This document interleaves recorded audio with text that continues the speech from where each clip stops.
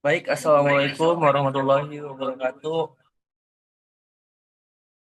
Saya Muhammad Waalaikumsalam Rizky warahmatullahi Akbar dan kelompok saya ada Aldi Dwi dan Solihin dan satu lagi Tegar Hari yang kebetulan berhalangan hadir karena pekerjaan. Next.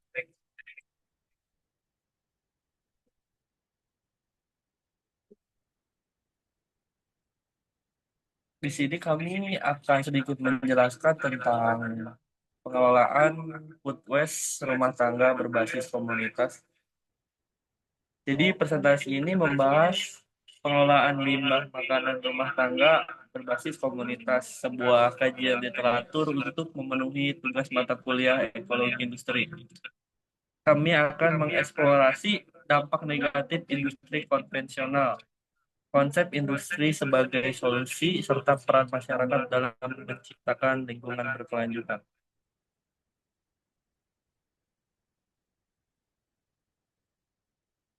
Lalu di sini ada dampak model industri konvensional. Yang pertama ada pencemaran lingkungan. Model industri linear menyebabkan pencemaran udara dan air, gas rumah kaca, serta penumpukan limbah padat. Lalu ada eksploitasi sumber daya, yaitu terjadinya pemborosan energi dan eksploitasi sumber daya alam secara berlebihan yang tidak berkelanjutan dalam jangka panjang. Lalu selanjutnya ada kerusakan ekosistem.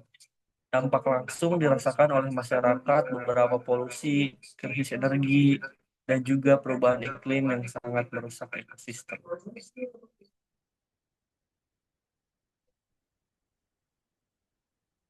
Lalu di sini ada solusi dari ekologi industri sendiri, yaitu sistem berkelanjutan, mengadopsi prinsip ekosistem alam di mana limbah satu proses dimanfaatkan sebagai sumber daya untuk proses lain.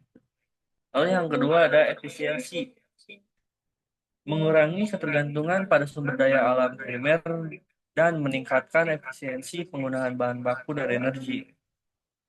Yang ketiga adalah pengurangan dampak, mampu mengurangi dampak negatif terhadap lingkungan dan mendorong transformasi menuju industri yang berkelanjutan.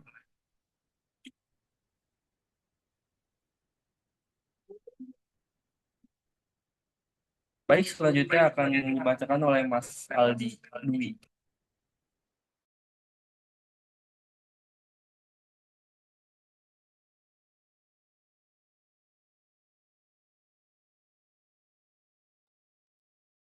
Baik, selanjutnya saya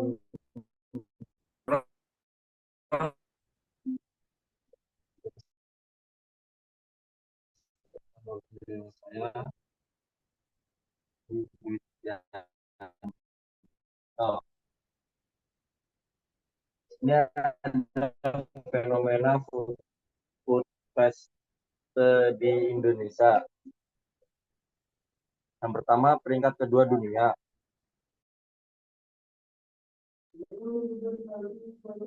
Peringkat kedua dunia, Indonesia menempati peringkat kedua di dunia dengan estimasi 300 kilogram sampah makanan per kapita setiap tahun.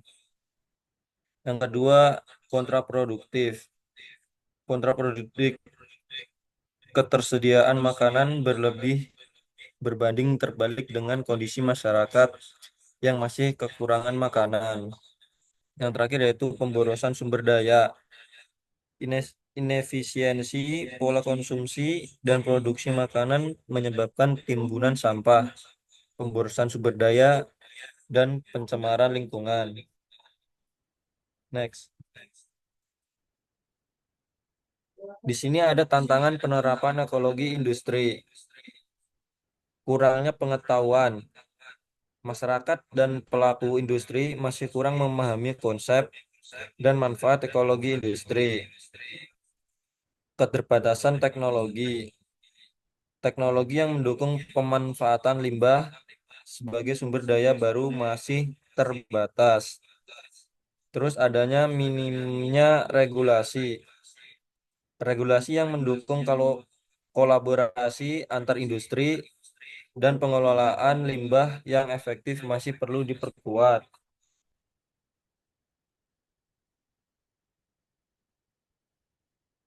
Next. Di sini ada peran individu dan masyarakat. Yang pertama, kesadaran individu, memahami dampak perilaku konsumsi terhadap lingkungan. Yang kedua, pemilihan sampah, aktif dalam pemilihan sampah rumah tangga dan daur ulang. Yang ketiga, partisipasi komunitas, terlibat dalam program ekonomi sirkular seperti bank sampah. Dan yang terakhir, gaya hidup lestari, mendorong perubahan gaya hidup menuju masa depan yang lebih lestari.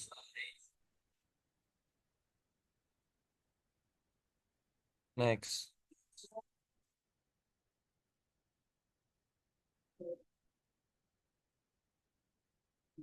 Pengelolaan food waste berbasis komunitas.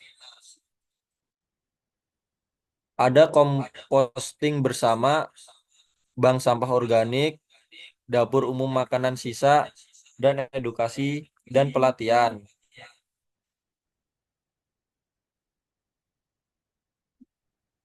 Baik, yang selanjutnya akan dibahas oleh Andan Solihin.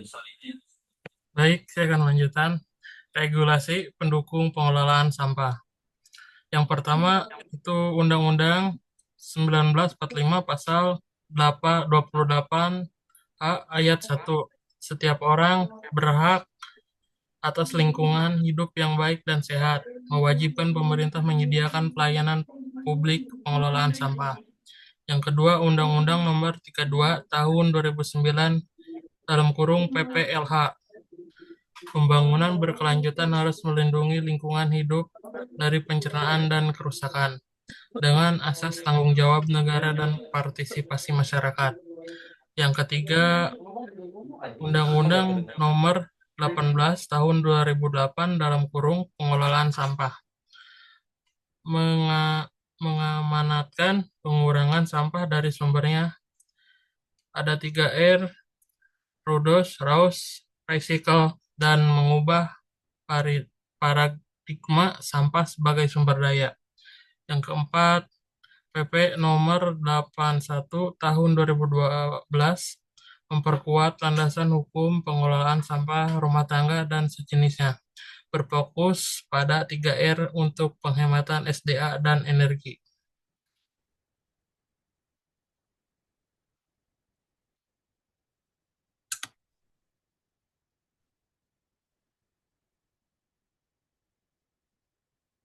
Strategi mengurangi food waste. Yang pertama, edukasi diri, membuat rencana makan, membeli sesuai kebutuhan, mendaur ulang sisa, dan memasak sendiri. Yang kedua, mengambil peran, menjadi pionir anti food waste dan diri sendiri sehingga mengajak orang lain. Yang ketiga, dampak global, mengurangi emisi metana, menghemat sumber daya, dan mengatasi kelaparan global. Kesimpulan dan langkah selanjutnya. Yang pertama, ada isu serius, food waste berdampak besar pada lingkungan, ekonomi, dan sosial dengan ber- jutaan terbuang global. Yang kedua, penyebab beragam terjadi di seluruh rantai pasok dari produksi sehingga konsumsi rumah tangga karena teknologi terbatas, pengemasan buruk, dan perilaku konsumtif. Yang ketiga, solusi mendesak, edukasi dan partisipasi aktif dalam mengurangi food waste sangat penting untuk ketahanan pangan berkelanjutan.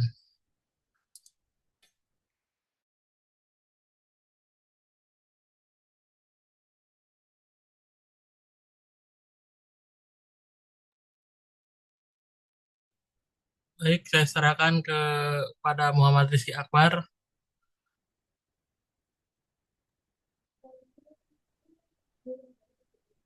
Baik, terima kasih. Mungkin sekian presentasi yang dapat kami sampaikan. Dan juga masih banyak kurangnya. Mohon maaf apabila ada salah kata atau presentasi yang kurang memuaskan. Bila taufiq wal hidayah, wassalamualaikum warahmatullahi wabarakatuh.